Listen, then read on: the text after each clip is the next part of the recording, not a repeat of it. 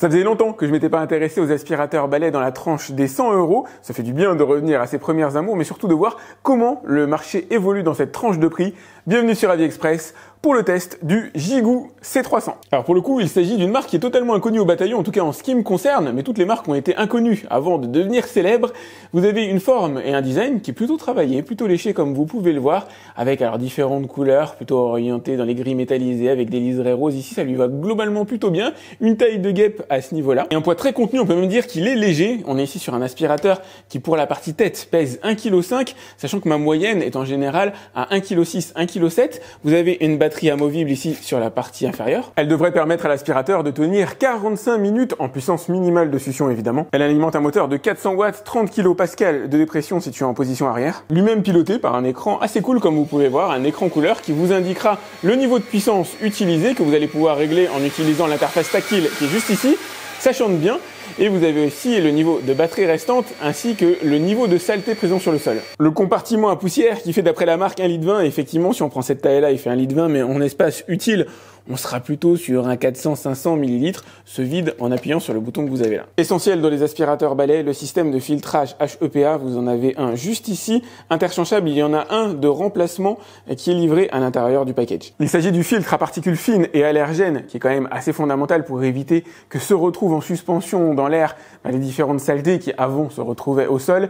Il est ici quand même relativement petit. D'autres systèmes de filtrage cohabitent. Si vous appuyez sur ce bouton, vous allez pouvoir désengager cette zone-là. Côté cool, vous avez un autre filtre HEPA dans ce compartiment-là qui va venir de manière primordiale protéger le moteur afin d'éviter qu'il s'encrasse et va éviter aussi de relâcher des particules directement dans l'air. Ici, vous avez un autre pré-filtre à particules plus épaisses. À l'intérieur, vous retrouvez le fameux système cyclonique. Et à l'intérieur du compartiment à poussière, vous avez encore un autre système de filtrage à particules encore plus costaud. Eh bien écoutez, j'ai été mauvaise langue concernant le système de filtrage qui est beaucoup plus élaboré que ce à quoi je m'attendais, même si les filtres restent globalement de petite taille, en nombre, ils sont à équivalence de ce qu'on va trouver à la concurrence. Il se recharge en environ 4 heures, dispose de quelques accessoires assez utiles, vous avez vu le système de filtrage, de quoi le positionner directement sur un mur avec les systèmes de vis pour la fixation, vous avez embout suceur plat, embout suceur long et bien sûr la prise électrique pour le brancher sur le 220 volts français. Sur la tête d'aspiration, vous avez un truc que j'apprécie tout particulièrement, les petites LED que vous avez en face avant qui permettent de révéler les saletés dans les zones sombres, ça c'est super cool, petite réglette en caoutchouc pour éviter de venir abîmer les meubles et la tête d'aspiration. Le balai alterne deux types de poils, des poils souples que vous avez ici en rouge et des poils plus rigides pour venir gratter les tapis. Il a des roulettes pour venir glisser sur tout type de sol, des roues assez costauds d'ailleurs sur la partie arrière, vous avez des petits patins ici pour venir éviter de rayer les parquets. Et comme vous pouvez le voir, c'est un gymnaste, il est extrêmement flexible dans tous les sens du terme. Sur le papier, il est plutôt sympa, en tout cas la promesse par rapport au tarif demandé est plutôt cool, reste à voir ce que ça donne en vrai. Mon premier test sera un grand classique d'AviExpress, une ligne de saleté, alors dans laquelle vous allez retrouver quand même pas mal de choses, c'est les mêmes que j'utilise pour mes aspirateurs balais, mes aspirateurs robots, vous allez avoir des moutons de poussière, du sel, du sucre, du plastique, du papier, du verre, que sais-je encore, probablement des écorces d'orange, voilà, vous avez de la guirlande, il y a beaucoup de choses. Et tout ça, il va devoir le ramasser en un seul passage et en puissance minimale de succion, histoire de faire les choses alors de la manière la plus difficile, mais surtout comparable à ce que je fais habituellement avec mes autres aspirateurs balais. Le résultat est honnête, mais reste quand même un peu éloigné de ce que font les aspirateurs les plus haut de gamme. Vous avez ici un petit morceau de papier qui reste. On peut pas lui en tenir réellement rigueur. Ici, vous avez quelques saletés au niveau de la rainure. Il n'a pas été en mesure de les avaler en un seul passage. Et, comme vous pouvez le voir au bout, il a poussé quelques saletés. Pour une raison toute simple, la garde au sol. La garde au sol est quand même assez limitée sur cet aspirateur. Il n'est pas fait pour ramasser un gros volume de saleté comme ce que je viens de lui mettre à l'instant. Du coup, je vais quand même finaliser mon nettoyage. Avec les petites lumières à l'avant, c'est bien pratique. Alors, faut juste, voilà, 1 ou 2 passages supplémentaires. Rien de dramatique. Pour synthétiser le sens de ce premier test, si vous avez chez vous des parquets, des sols durs, essentiellement du carrelage, l'aspirateur sera parfaitement en mesure de faire le ménage quasiment en un seul passage systématiquement, avec la possibilité de révéler les saletés lorsque vous passez l'aspirateur sous le lit.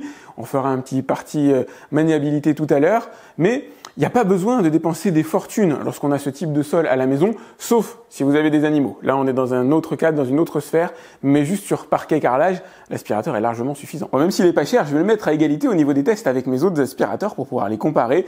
Et il va devoir aspirer du sucre en bordure de plainte. Première partie en puissance minimale de succion. Deuxième partie en puissance médium. Troisième partie en puissance max. Comme vous pouvez le voir, on n'est pas dans le perfect. Alors, les sucres, ça reste quand même des particules globalement assez lourdes. Il n'a pas été en mesure, en puissance max et en puissance médium, de ramasser sur à peu près 2 mm, ce qui se trouve dans les plaintes. Alors, si c'est des moutons de poussière, ça ira, hein, rassurez-vous. Mais pour ce qui est vraiment des saletés les plus lourdes, là, vous pouvez voir en puissance minimum, il est un peu dans les choux. Pour contrebalancer un petit peu cette contre-performance, on peut dire qu'en termes de maniabilité, il est vraiment très cool. Il tourne super bien, il est ultra léger. C'est un petit peu l'avantage d'avoir un aspirateur entrée de gamme comme ça par rapport à un Dyson qui va peser largement plus de 3 kg. Regardez comment je peux faire tourner la tête d'aspiration ultra facilement en inclinant le manche que vous avez ici et du coup aller au plus près des plaintes à ce niveau-là. Ah d'ailleurs ça me rappelle un test que j'ai pas fait. Vous vous souvenez de cette saleté-là, le sucre qui restait en plainte? Je vais y aller en face avant et on va voir s'il est en mesure d'aller aspirer. Hop, si je me mets en face avant, ah, il en a retiré quasiment l'intégralité. Il en reste à peine, c'est à peine visible. Mais effectivement, pris comme ça, il est en mesure d'aller nettoyer les plaintes intégralement. Bon, c'est pas très pratique, mais comme je vous le disais, les poussières, si vous vous mettez comme ça, elles seront avalées sans problème. Mince, j'avais espoir qu'il y ait pas mal de saleté à vous montrer dans la chambre de ma fille, mais c'est pas le cas. Pour pouvoir vous montrer la lumière qui va révéler effectivement toutes les particules les plus fines et permettre un nettoyage avec un meilleur visu, sans avoir à allumer les lumières de la maison, parce que c'est pas toujours nécessaire. Bon allez, maintenant on passe au test le plus difficile, 100 grammes de saleté en tout genre à ramasser sur tapis. Alors là ça va être chaud, mon pauvre tapis iranien est vraiment en souffrance. Toutes les saletés donc ont été réparties sur un tapis qui doit faire, aller à vue de nez, 2 mètres carrés. C'est quand même une petite surface, 100 grammes de saleté, c'est énorme, c'est ce que vous avez dans une maison quand vraiment elle est sale. Là, ça va être chaud, mais bon, pas de traitement de faveur pour lui. Il s'agit d'un test qui sera réalisé en puissance maximale de succion comme d'habitude.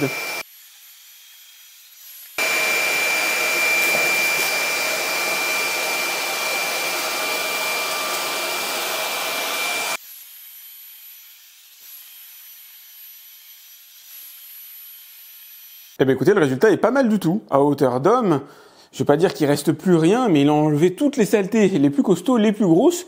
Ne vont rester que les particules les plus fines, le sel, le sucre, qui restent incrustés dans les fibres, sachant que je n'ai fait qu'un seul passage. En effectuant plusieurs passages, oui, je vais en finir par en venir à bout, si ce n'est des fibres qui se trouvent vraiment, en tout cas, des particules qui se trouvent au plus profond des fibres, où là, c'est là que investir dans un aspirateur plus cher prend son sens. Eh ben regardez, c'est pas mal du tout. Il a ramassé 84,7 grammes de saleté sur les 100 demandés. Eh ben écoutez, il est pas mal du tout. Pour un aspirateur à moindre coût, je peux dire que moi, je suis satisfait de la prestation. On va revenir. Alors en matière de design, il est sympa, hein, il vaut ce qu'il vaut. En matière de poids, il est plutôt cool aussi. J'imagine que vous préférez avoir un aspirateur léger entre les mains, maniable, effectivement, c'est son cas. En matière de capacité d'aspiration, sur parquet sol dur, il donnera satisfaction dans 99% des cas, comme vous l'avez vu. Il n'y a que les plaintes, il faudrait qu'il y ait des particules assez lourdes sur les plaintes pour le mettre en échec ou en difficulté, auquel cas il suffit de passer en face avant. En règle générale, ce qu'on a dans les plaintes, c'est plutôt des moutons de poussière, éventuellement des poils d'animaux. Si on revient sur les animaux, c'est pas un aspirateur qui est fait pour ça. C'est là qu'il faut investir dans un plus haut de gamme. Idem pour les tapis. Vous avez 1 ou 2 tapis à la maison, comme c'est mon cas, ça peut le faire. À force de passage, vous allez déloger les saletés de surface. Par contre, vous n'irez jamais gratter en profondeur, évidemment. Au niveau des accessoires, j'aurais bien aimé avoir une mini brosse grattante, ça aurait été un plus. Éventuellement, une brosse fluffy qui aurait pu me permettre de ramasser des saletés avec une plus grosse taille.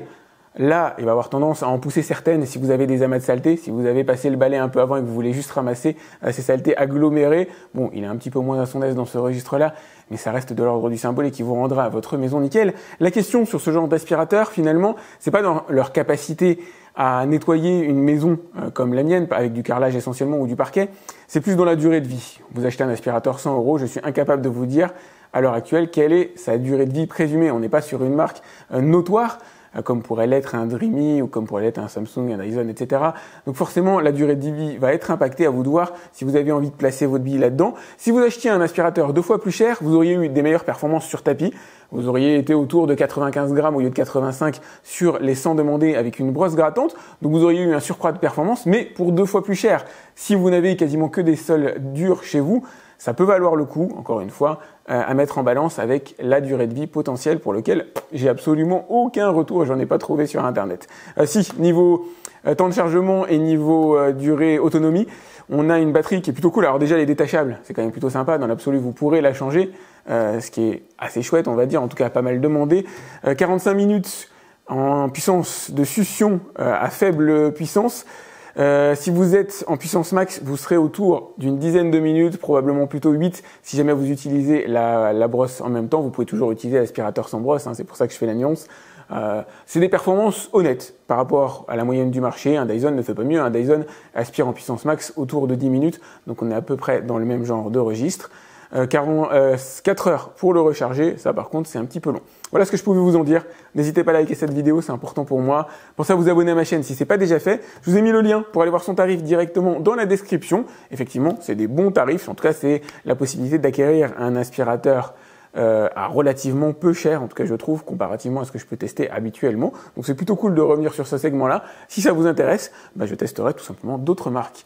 N'hésitez pas donc à liker cette vidéo, c'est important pour moi. Si vous avez des questions concernant ce Gigoo C300, vous pouvez me les laisser dans les commentaires de la vidéo YouTube. Quant à moi, je vous dis à très vite pour un autre test sur AliExpress. Salut!